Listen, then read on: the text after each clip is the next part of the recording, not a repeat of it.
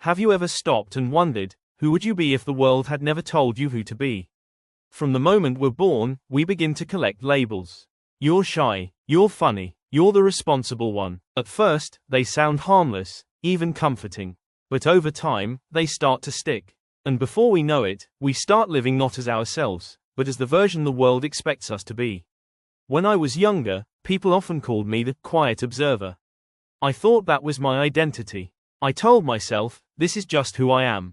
But what I didn't realize was that I wasn't naturally quiet, I was cautious.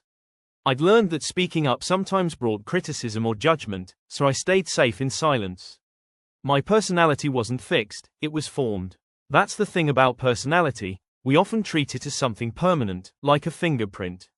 But in truth, it's more like clay, shaped by experience, molded by environment, hardened by time. Psychologists say our sense of self is largely social, it develops through the feedback we receive.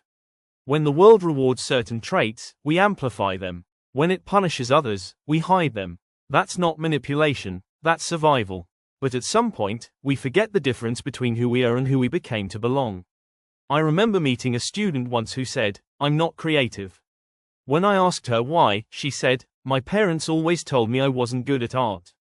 The truth was, she hadn't drawn since she was 8. So I gave her a blank page and told her to doodle, not to impress anyone, just to express something. 10 minutes later, she looked up at me with tears in her eyes and said, "I forgot how much I loved this." That's what happens when we strip away the layers of expectation. We rediscover the parts of ourselves that never stopped waiting. Now, this doesn't mean your personality is fake.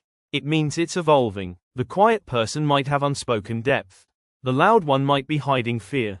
The confident one might still crave validation. Every personality is a patchwork, a story written by both choice and circumstance. So, how do we begin to uncover who we truly are?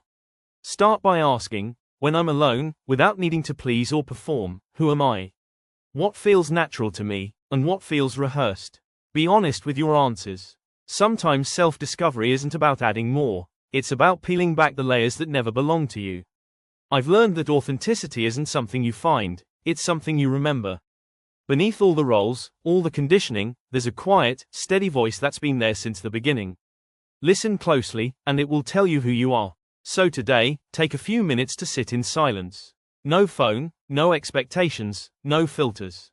Just you, as you are. You might be surprised by how familiar that stranger feels. Thank you for spending this time with me. If this message resonated, share it with someone who's still trying to remember who they really are. And remember, you don't need to become anyone new. You just need to come back to yourself.